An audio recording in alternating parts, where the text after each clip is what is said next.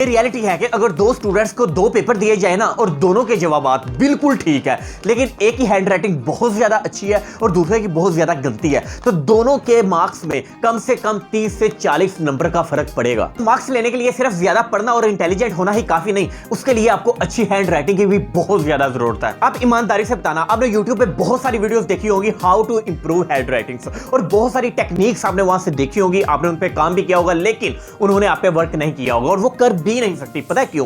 क्योंकि हर बंदे की हैंडराइटिंग अलग अलग होती है और उसकी एक वजह यह है कि उन टेक्निक्स में आपको क्या बताया गया है। कोई कहता है पेन को ऐसे पकड़ो, कोई कहता है पेन को ऐसे पकड़ो, पेन को करीब से पकड़ो, दूर से पकड़ो, लेकिन ऐसे कोई काम नहीं करती भाई। अगर आप ये सोच रहे हैं ना कि मैं भी आपको इस वीडियो में यही बताने वाला हूं कि भाई पेन को ऐसे पकड़ो, आगे से पकड़ो, पीछे से पकड़ो, तो ऐसा कुछ नहीं है। आज की वीडियो में हम कुछ साइकोलॉजिकल और साइंटिफिक फैक्ट्स के बारे में जानेंगे कि क्या हैंडराइटिंग को इंप्रूव किया जा सकता है और अगर हाँ तो कैसे। तो इस वीडियो में मैं आपको 3 स्टेप्स बताऊंगा। अगर आप इन 3 स्टेप्स को फॉलो करते हैं ना तो सिर्फ 7 दिन में आपकी हैंडराइटिंग अच्छी होने वाली है। और 7 दिन का मतलब ना सिर्फ 7 दिन ही होता है। इससे पहले हम 3 मेजर प्रॉब्लम्स के बारे में बात करेंगे कि देखिए सबसे पहली हमारी प्रॉब्लम क्या है कि हम स्लो लिखते हैं, दूसरी प्रॉब्लम क्या है कि हमारी बैड राइटिंग है, और तीसरी प्रॉब्लम क्या है कि हम कुछ भी जब लिखने लगते हैं ना तो स्टार्ट में तो वो अच्छा लिखते हैं, लेकिन जैसे जैसे हम लिखते जाते हैं एंड हमारा गंदी राइटिंग पे होता है। यकीनन आपके साथ भी ऐसा होता होगा कि जब आप पेपर को स्टार्ट करते हैं ना तो स्टार्ट में आप बहुत अच्छा लिखते होंगे,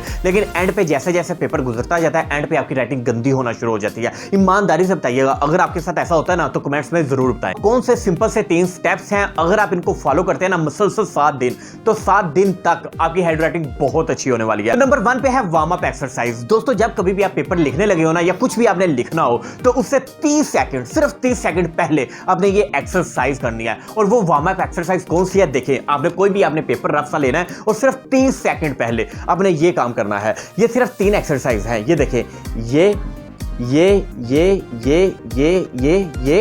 यूं ऐसे ऐसे ऐसे ऐसे, ये देखें, फिर ऐसे ऐसे ऐसे ऐसे ऐसे ऐसे ऐसे ऐसे ऐसे ऐसे ऐसे ऐसे ऐसे ऐसे, और फिर 3rd नंबर पे है ऐसे ऐसे ऐसे और ऐसे ऐसे ऐसे। ये 3 एक्सरसाइज हैं, नंबर 1, नंबर 2 और नंबर 3। ये सिर्फ 30 सेकंड कुछ भी लिखने से पहले आपने ये एक्सरसाइज कर लेनी है। अब इसके पीछे साइंटिफिक रीजन क्या है, क्यों हमें ये एक्सरसाइज करनी है? देखिए जब भी कभी आप पेपर लिखने लगे होते हैं, हम स्लो क्यों लिखते हैं? क्योंकि जो हमारा दिमाग होता है और जो हमारे हाथ होते हैं इनके दरमियान कोऑर्डिनेशन अच्छी नहीं होती। तो लेकिन जब ये आप एक्सरसाइज कर लेते हैं ना तो आपके दिमाग और हाथ के दरमियान कोऑर्डिनेशन अच्छी हो जाती है, तो फिर आप स्टार्ट में ही अच्छा लिखने लगते हैं। नंबर 2 पे है एनालाइज योर हैंडराइटिंग। पता है आप कभी भी सोचते ही नहीं हो कि आपकी जो राइटिंग है क्यों इतनी गंदी है, और सिर्फ 7 दिन के अंदर आप अपनी हैंडराइटिंग को इन स्टेप्स को फॉलो करते हुए उन पे अमल करके आप अपनी हैंडराइटिंग को 4 चांद लगा सकते हो। सिर्फ 3 स्टेप। तो ये दूसरा स्टेप है एनालाइज योर हैंडराइटिंग।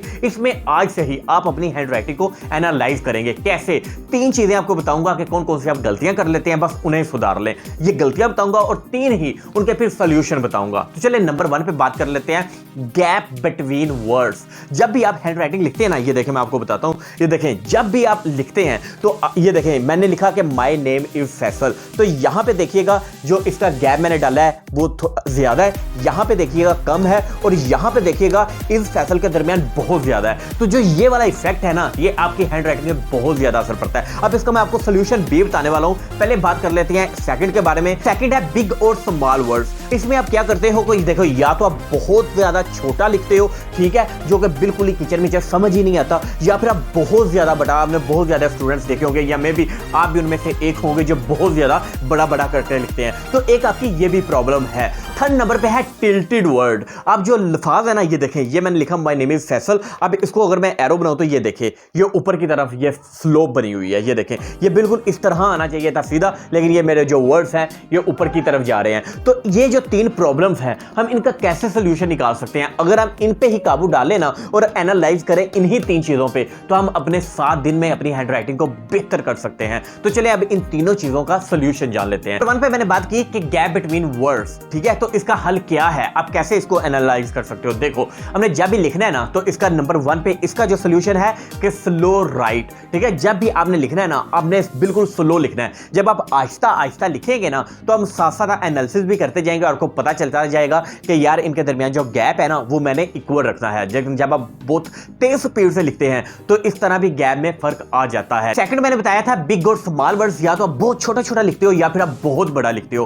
तो इसका सोल्यूशन क्या है कि hold your pen with less pressure. आपने ज्यादा दबाव, ज्यादा पकड़ के साथ अपने पेन को नहीं पकड़ना, सिर्फ इस तरह स्मूथ वे में, बिल्कुल इस तरह नॉर्मल हाथों से अपने पेन को पकड़ना है। उस पर प्रेशर है वो कम डालना है। नंबर 3 पे मैंने कहा था टिल्टेड वर्ड्स, यानी कि जो आप लिखते हो तो इस तरह स्लोप बन जाती है ऊपर की तरफ। अब इसका हल क्या है, ये है आपकी डिपेंड करता है आपकी बॉडी स्टाइल पे। यानी कि अगर आपने इस तरह नोटबुक अपने सामने रखी और आप इस तरह बिल्कुल स्ट्रेट होकर लिख रहे हैं तो फिर कभी भी आपकी जो हैंड राइटिंग है वो इस तरह टिल्टेड नहीं होगी। लेकिन अगर फॉर एग्जांपल मैं, ये मेरा पेन है, ये देखें, और मैं इस तरह से लिख रहा हूं या मेरा जो बॉडी स्टाइल है वो ही नोटबुक के अकॉर्डिंग नहीं है, तो ऑटोमेटिकली जो मेरी हैंड राइटिंग है वो टिल्टेड हो जाएगी। तो इसलिए मुझे ये गौर करना है, ये एनालाइज करना है कि जब भी मैंने नोटबुक अपने सामने रखनी है तो इस तरह रखने के बाद मुझे स्ट्रेट उसके सामने बैठ के इस तरह से लिखना है। अभी तक हमारे 2 स्टेप्स हो चुके हैं, एक वार्म अप एक्सरसाइज और दूसरा एनालाइज योर हैंड राइटिंग। और उसके अंदर ही मैंने आपको बताया 3 उसकी प्रॉब्लम और 3 उसके सोल्यूशन।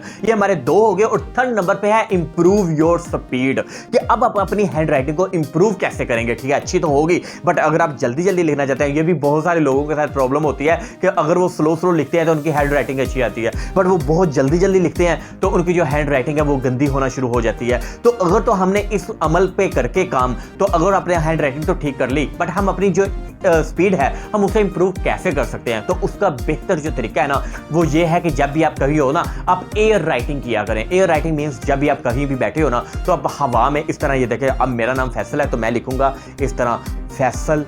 ठीक है, इस तरह बैठा बैठा लिख रहा हूं, माय नेम इज फैसल। इस तरह जब मैं मतलब कि एयर राइटिंग करूंगा ना अपनी फिंगर्स के थ्रू, ठीक है, तो इससे क्या होगा कि जो मेरी हाथ का फ्लो है वो भी बढ़ेगा, मेरे दिमाग और हाथ के दरमियान जो कोऑर्डिनेशन है वो भी अच्छी होगी, और जो मेरी राइटिंग स्पीड है, जो राइटिंग स्किल है वो भी इंप्रूव होगी। तो ये बहुत ज़्यादा, ये आपने ज़रूर आजमाना है। अगर आप ये करते हैं तो आपने मुझे कमेंट्स में ज़रूर बताना है। और इसी का ही दूसरा स्टेप एक और है कि जब भी आप लिखते हैं ना, और लिखने के दौरान जब आप आगे मूव कर रहे होते हैं तो आपने सिर्फ अपने हाथ को आगे तरफ मूव करना है, अपनी रिस्ट को वो इस तरह मूव नहीं करना।